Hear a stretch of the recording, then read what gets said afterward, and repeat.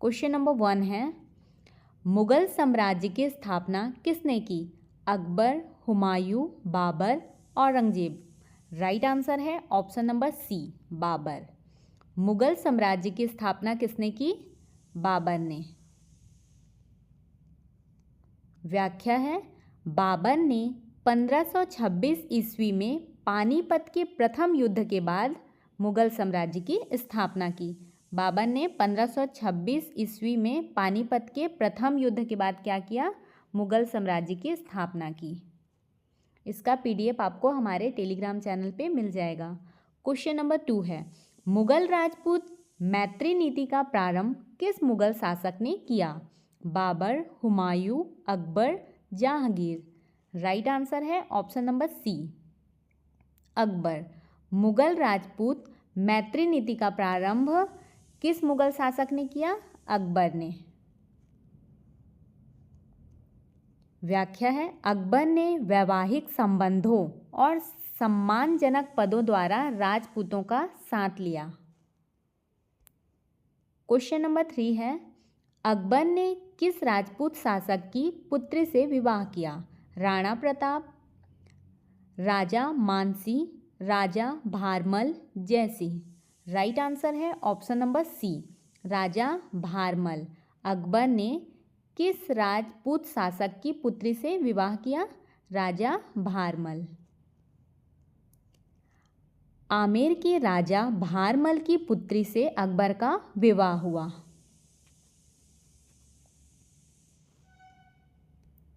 Question number 4 है, निम्न में से कौन मुगल राजपूत विरोध का प्रतीक था? राजा मानसी, राजा टोडरमल, राणा प्रताप, राजा भारमल। राइट आंसर है option number C, Rana Pratap. निम्न में से कौन मुगल राजपूत विरोध का प्रतीक था? राणा प्रताप। राणा प्रताप ने अकबर की अधीनता स्वीकार नहीं की। क्वेश्चन नंबर 6 है, हल्दी घाटी का युद्ध किनके बीच हुआ? अकबर और राणा सांगा, अकबर और राणा प्रताप, जहांगीर और राणा प्रताप, बाबर और राणा प्रताप। राइट आंसर है ऑप्शन नंबर बी, अकबर और राणा प्रताप। हल्दी घाटी का युद्ध किनके बीच हुआ था? अकबर और राणा प्रताप के बीच। 1576 ईस्वी में अकबर और राणा प्रताप के बीच युद्ध हुआ।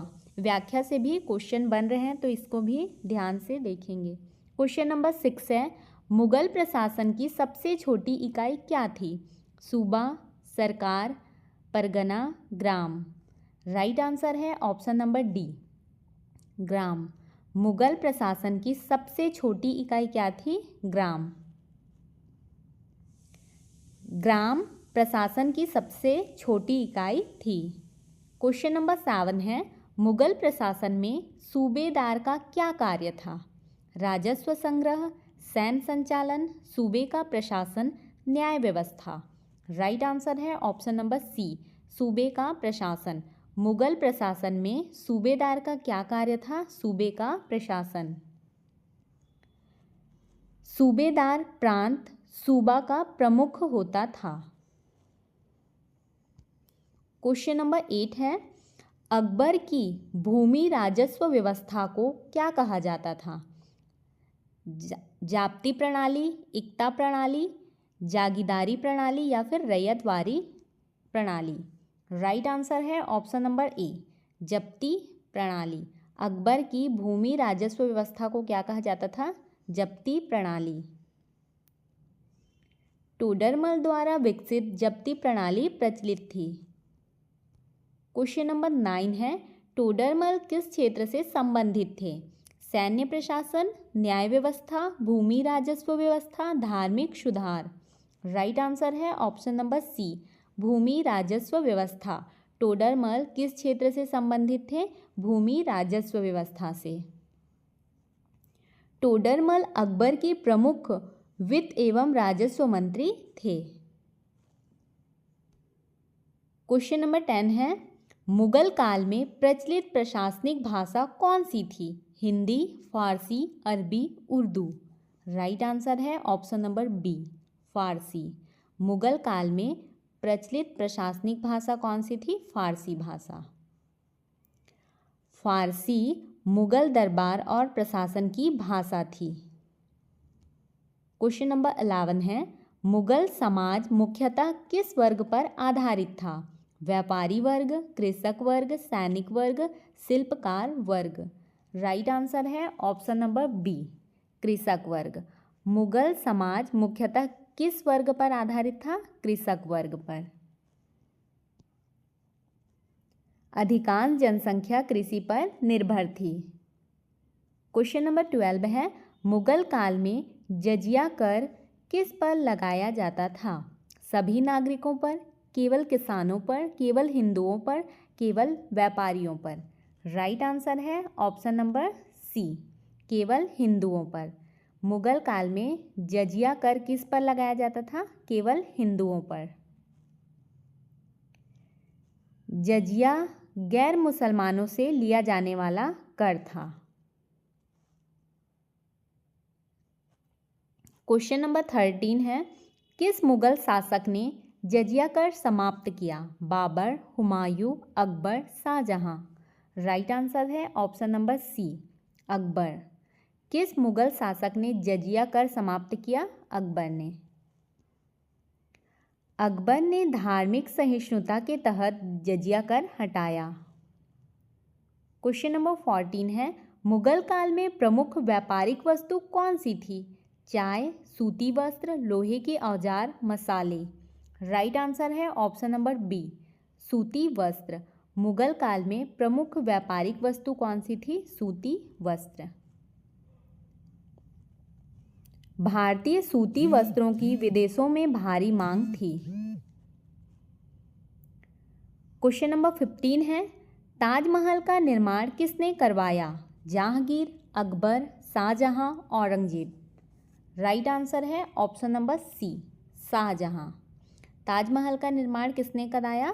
शाहजहां ने। शाहजहां ने मुमताज महल की स्मृति में ताजमहल बनवाया। क्वेश्चन नंबर 16 है, मुगल चित्रकला किस शासक के काल में विकसित हुई? बाबर, हुमायूं, अकबर, औरंगजेब। राइट आंसर है option number C, Akbar. Mughal चित्रकला किस शासक के काल में विकसित हुई? अकबर के शासन काल में चित्रकला विकसित हुई। अकबर के समय मुगल चित्रकला को संरक्षण मिला। क्वेश्चन नंबर 17 है, दीन-ए-इलाही की स्थापना किसने की? बाबर, हुमायूं, अकबर, शाहजहां। राइट आंसर है ऑप्शन नंबर सी, अकबर। दीन-ए-इलाही की स्थापना किसने की? अकबर ने। अकबर ने धार्मिक समन्वय हेतु दीन-ए-इलाही चलाया। नेक्स्ट क्वेश्चन है, कथन और कारण। कथन है, अकबर की नीति धार्मिक सहिष्णुता पर आधारित थी। सही है। कारण है, उसने सभी धर्मों के विद्वानों से संवाद किया। ये भी सही है। राइट आंसर है ऑप्शन नंबर ए और आर दोनों सही है तथा आर ए की सही व्याख्या है। अकबर ने इबादत खाना के माध्यम से क्या किया? संवाद बढ़ाया। क्वेश्चन नंबर 19 है, सही युग्म मिलाइए। टोडरमल, टोडरमल का क्या है? भूमि राजस्व। मानसी का है सैन्य प्रशासन और शाहजहां का स्थापत्य कला। तीनों युग्म सही हैं। राइट आंसर है ऑप्शन नंबर डी, 1, 2, 3 तीनों सही हैं। तीनों युग्म सही हैं। क्वेश्चन नंबर 20 है, मुगल कालीन संस्कृति की प्रमुख विशेषता क्या थी?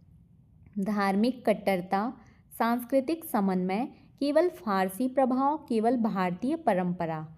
राइट आंसर है ऑप्शन नंबर बी, सांस्कृतिक समन्वय। मुगल कालीन संस्कृति की प्रमुख विशेषता क्या थी? सांस्कृतिक समन्वय। मुगल संस्कृति भारतीय और फारसी परंपराओं का मिश्रण थी। क्वेश्चन नंबर 21 है, मुगल प्रशासन में दीवान का मुख्य कार्य क्या था? सैन्य व्यवस्था, न्याय व्यवस्था, राजस्व व्यवस्था, धार्मिक कार्य। राइट आंसर है ऑप्शन नंबर सी, राजस्व व्यवस्था। मुगल प्रशासन में दीवान का मुख्य कार्य क्या था? राजस्व व्यवस्था। व्याख्या है, दीवान राज्य के वित्त एवं राजस्व का प्रमुख अधिकार होता था। क्वेश्चन नंबर 22 है, मानसबदारी प्रथा किस मुगल शासक ने प्रारंभ की? बाबर, हुमायूं, अकबर, औरंगजेब। राइट आंसर है ऑप्शन नंबर सी, अकबर। मनसबदारी प्रथा किस मुगल शासक ने प्रारंभ की? अकबर। अकबर ने प्रशासनिक व सैन्य व्यवस्था हेतु मनसबदारी प्रथा शुरू की। क्वेश्चन नंबर 23 है, मनसबदारी प्रथा का संबंध किससे था? कृषि व्यवस्था, सैन्य एवं प्रशासनिक व्यवस्था, न्याय व्यवस्था, धार्मिक व्यवस्था। राइट आंसर है ऑप्शन नंबर बी, सैन्य एवं प्रशासनिक व्यवस्था। मनसबदारी प्रथा का संबंध किससे है? सैन्य एवं प्रशासनिक व्यवस्था से। मनसब सैनिक प्रशासनिक पद और वेतन से संबंधित था। सैनिक प्रशासनिक पद और वेतन से इसका संबंध था। क्वेश्चन नंबर 24 है, मुगल काल में किसानों से लगान सामान्यतः कितना लिया जाता था? 1/4, 1/3, 1/2, 2/3। राइट आंसर है ऑप्शन नंबर बी, 1/3। मुगल काल में किसानों से लगान सामान्यतः कितना लिया जाता था? 1/3 भाग लिया जाता था। सामान्यतः उपज का 1/3 भाग कर के रूप में लिया जाता था। क्वेश्चन नंबर 25 है, मुगल काल में जागीर का अर्थ क्या था? स्थायी भूमि, कर मुक्त भूमि, वेतन के बदले दी गई भूमि, धार्मिक भूमि। राइट आंसर है ऑप्शन नंबर सी, क्या है? वेतन के बदले दी गई भूमि को क्या कहा जाता था? जागीर। अधिकारियों को वेतन के बदले जागीर दी जाती थी। क्वेश्चन नंबर 26 है, मुगल काल में व्यापार के विकास का प्रमुख कारण क्या था? आंतरिक शांति, सड़क एवं सराय व्यवस्था, सुरक्षित व्यापार मार्ग, उपरोक्त सभी। राइट आंसर है ऑप्शन नंबर डी, उपरोक्त सभी। मुगल काल में व्यापार के विकास का प्रमुख कारण क्या था? आंतरिक शांति, सड़क एवं सराय व्यवस्था, सुरक्षित व्यापार। ये सभी व्यापार के विकास के प्रमुख कारण थे। बेहतर प्रशासन व सुरक्षा से व्यापार फला फूला। क्वेश्चन नंबर 27 है, मुगल काल में स्त्रियों की स्थिति कैसी थी? पूर्ण स्वतंत्र, अत्यंत दयनीय, सीमित अधिकारों वाली, पुरुषों के समान। राइट आंसर है ऑप्शन नंबर सी, सीमित अधिकारों वाली। मुगल काल में स्त्रियों की स्थिति कैसी थी? सीमित अधिकारों वाली। स्त्रियों को कुछ अधिकार थे पर समानता नहीं। क्वेश्चन नंबर 28 है, कथन है, मुगल काल में कृषि अर्थव्यवस्था की रीढ़ थी। सही है। कारण है, राज्य की आय का मुख्य स्रोत भूमि राजस्व था। ये भी सही है। राइट आंसर है ऑप्शन नंबर ए और आर दोनों सही हैं तथा आर ए की सही व्याख्या है। भूमि राजस्व पर आधारित अर्थव्यवस्था थी। क्वेश्चन नंबर 29 है, सही युग्म मिलाइए। दीवान, इसका क्या है? वित्त। सूबेदार का प्रांतीय प्रशासन और काजी का न्याय व्यवस्था। 1, 2, 3 तीनों युग्म सही हैं। राइट आंसर है option number D. Question number 30 है, मुगल कालीन स्थापत्य कला की सर्वोच्चतम अभिव्यक्ति किस में मानी जाती है? लाल किला, कुतुब मीनार, ताजमहल, फतेहपुर सिकरी। राइट आंसर है option number C, Taj Mahal. Mughal कालीन स्थापत्य कला की सर्वोच्चतम अभिव्यक्ति किस में मानी जाती है? ताजमहल। ताजमहल मुगल स्थापत्य की सर्वोच्च कृति मानी जाती है। आपको हमारी यह वीडियो कैसी लगी कमेंट करके ज़रूर बताएं। यदि आपको हमारी वीडियो हेल्पफुल लगी हो तो वीडियो को लाइक करें, अपने दोस्तों के साथ शेयर करें और चैनल को सब्सक्राइब करना बिल्कुल भी ना भूलें।